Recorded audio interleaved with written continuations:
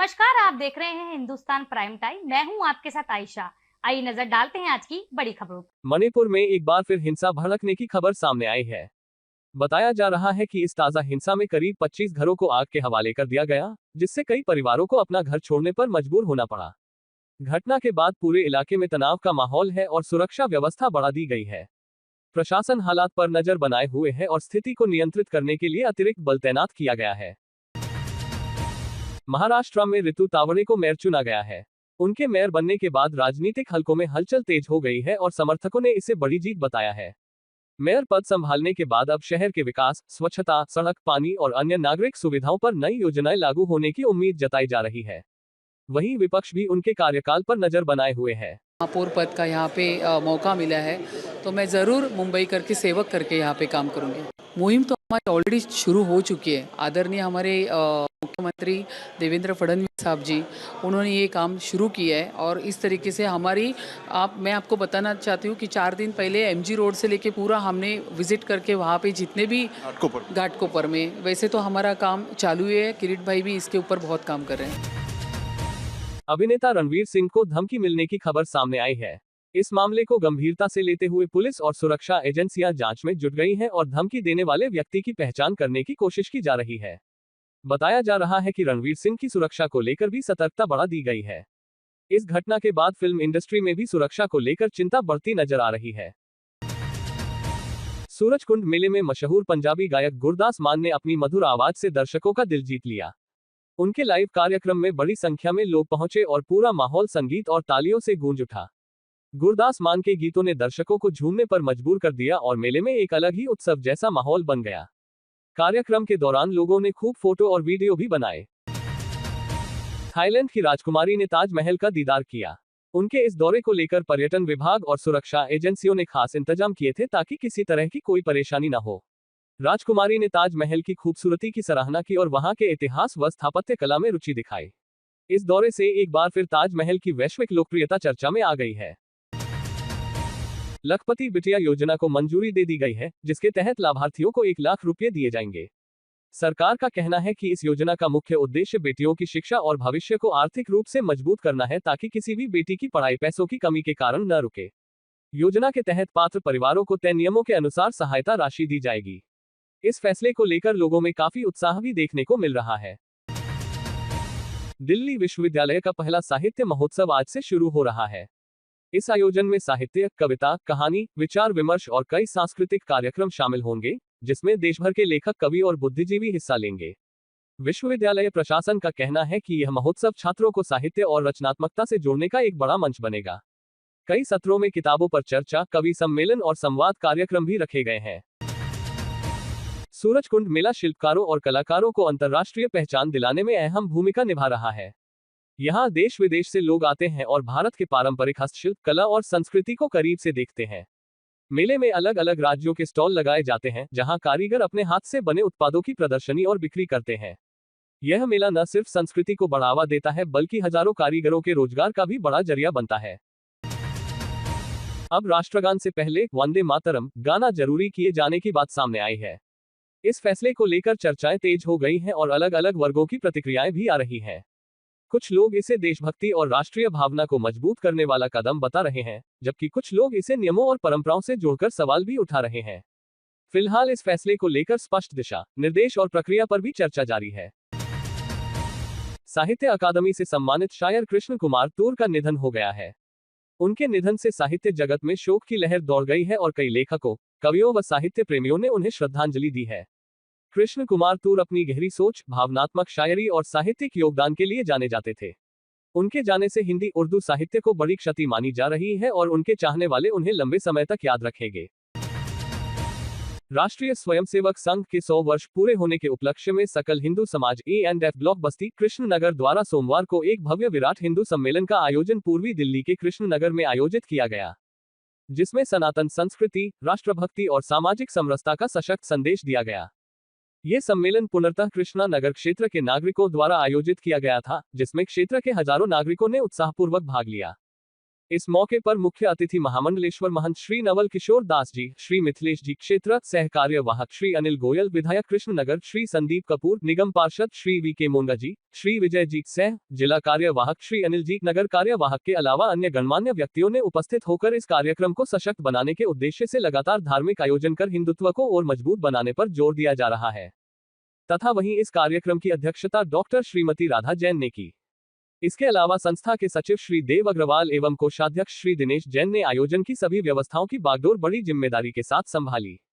इस दौरान श्री देव अग्रवाल ने बताया कि सम्मेलन का मुख्य उद्देश्य हिंदू समाज को एक मंच पर लाकर एकता का आह्वान करना है, जिससे कि भारत को पुनः गौरवशाली और विश्वगुरु बनाया जा सके।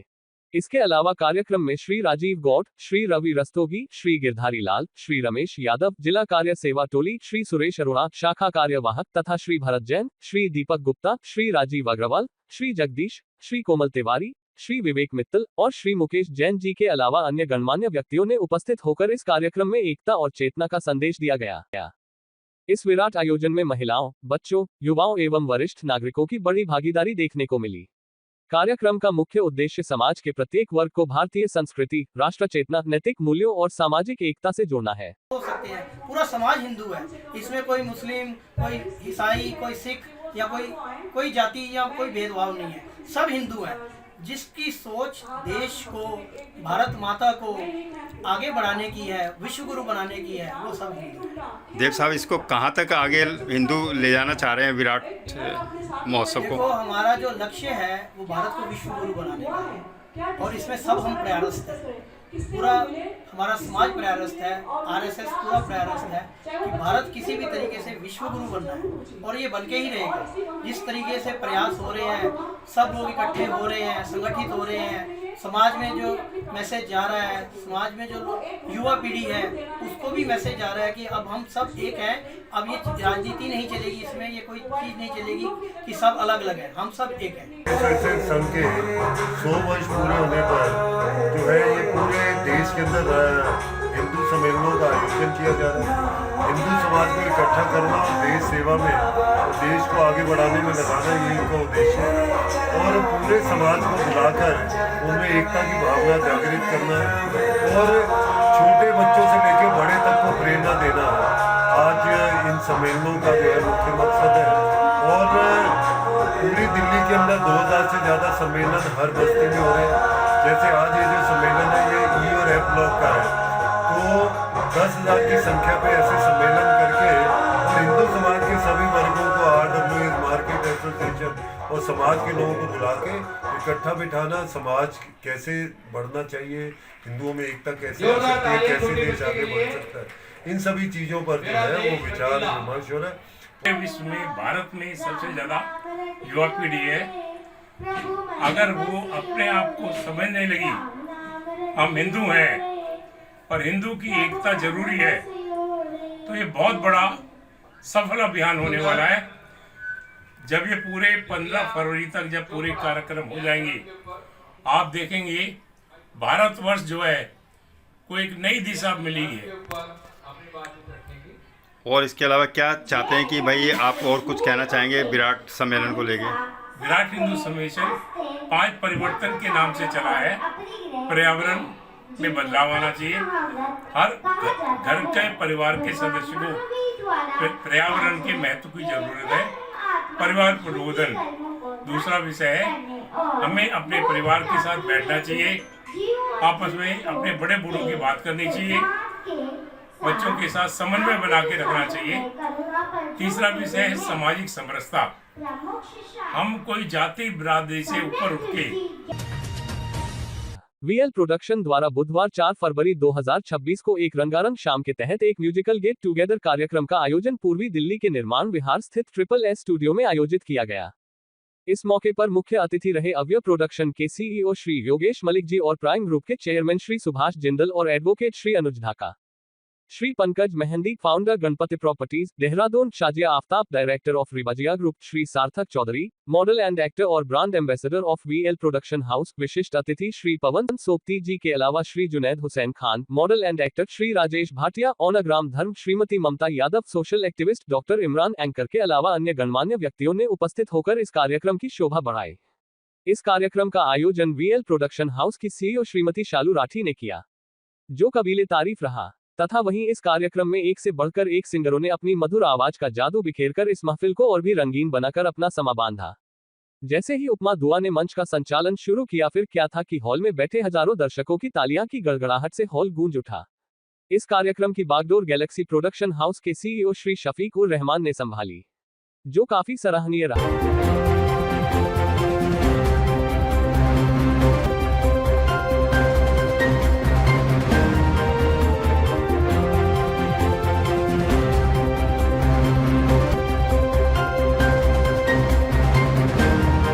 अच्छा लग रहा है गीत संगीत, और इसी तरह से आगे इसी तरह के प्रोग्राम होते रहे।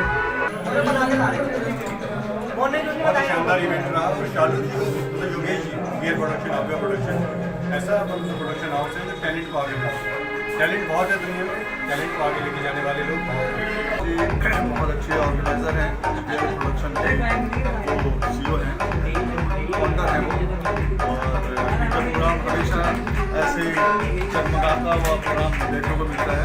बहुत अच्छा लगा यहाँ आके, और शालू राठी जी बहुत डिपार्टमेंट प्रोग्राम लाती है और ये बहुत अच्छा प्रोग्राम है और यहाँ पे बहुत अच्छा लगता है। और ये उन लोगों के लिए, मुझे ऐसा लगता है कि उन लोगों के लिए है कि जो लोग अपनी आवाज़ को दबा बैठे हैं, अपने अरमान पूरे नहीं कर सके, वो अब इस मंच पे आके।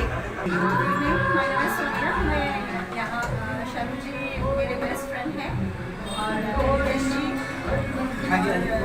हमेशा हमें इनवाइट करते रहते हैं। आई एम फ्रॉम अफगानिस्तान और मैं म्यूज़िक लवर हूँ। बस अच्छा लगता है इनके प्रोग्राम अटेंड करना। तो नमस्कार सभी को, मैं ऋतु शर्मा और मैं शालू जी के प्रोग्राम में हमेशा आती रहती हूँ।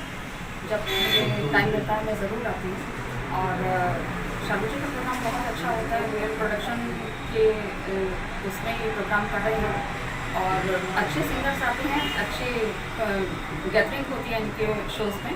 मुझे बहुत अच्छा लगता है यहाँ आकर, अच्छे प्लेटफॉर्म को लोग लेते हैं। ये जो फाउंडर हैं शफीक उर रहमान जी, मैं उनका बहुत शुक्रिया अदा करना चाहती हूँ, जिन्होंने मुझे बहुत मतलब इस शो में जो पूरा मैनेजमेंट है, ट्रॉफीज, गिफ्ट्स, बैनर, हर चीज़ उन्हीं के हाथों से हुई है, तो मैं उनका बहुत बहुत शुक्रिया अदा करना चाहती हूँ। और जो हमारी एंकर हैं इन द लास्ट, एंकर उपमा दुआ, देखो एंकर के बिना एक शो की कोई भी वैल्यू नहीं होती। जो वो जान डालती हैं एंकरिंग के थ्रू, तो वो एक हमारे शो में बहुत अच्छा काम करती हैं। जी को योगेश मलिक सर को थैंक यू बोलना चाहूँगा कि उन्होंने ये गेट टुगेदर पार्टी रखी और क्योंकि यहाँ पे सिंगर हैं उनको एक स्टेज दिया और अपने टैलेंट को शोकेस करने का मौका दिया। गेट टुगेदर का सारे सिंगर आए हुए थे, सबने अच्छी परफॉर्मेंस दी और बेसिकली मैं भी वीएल प्रोडक्शन हाउस का ब्रांड एम्बेसडर हूँ, तो जहाँ भी शालू जी का शो होता है मैं वहाँ हमेशा इन्वाइट होता हूँ और मुझे बहुत अच्छा लगता है। क्या कहना चाहेंगे सर, आज जो युवा पीढ़ी को क्या मैसेज देना चाहेंगे जो कि आज सिंगिंग में इतना बदलाव आ रहा है? मैं बस यही बोलना चाहूँगा कि अपने अंदर पेशेंस रखें।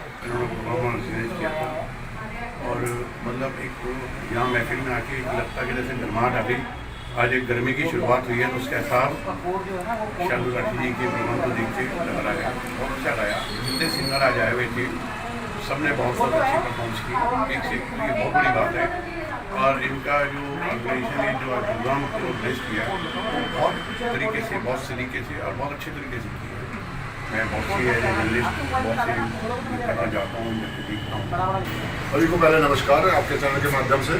तो प्रोग्राम आज का शालू जी ने रखा है वीएल प्रोडक्शन के माध्यम से, बहुत अच्छा प्रोग्राम रखा है। सभी प्रतिभाओं को आगे बढ़ाने का जो काम कर रही है ये काबिल तारीफ है और हम यही उम्मीद और यही आशा करते हैं कि आगे भी आप ऐसे ही और अच्छे प्रोग्राम करते रहें। पहले भी उन्होंने बहुत किए, बड़े प्रोग्राम भी किए बड़े स्टेज पे, जिसमें इस्लामिक सेंटर में किया, लाइव बैंड पे। तो ये प्रोग्राम भी ऐसा ही है और बहुत अच्छा प्रोग्राम है। खबरों के लिए देखते रहिए हिंदुस्तान प्राइम टाइम।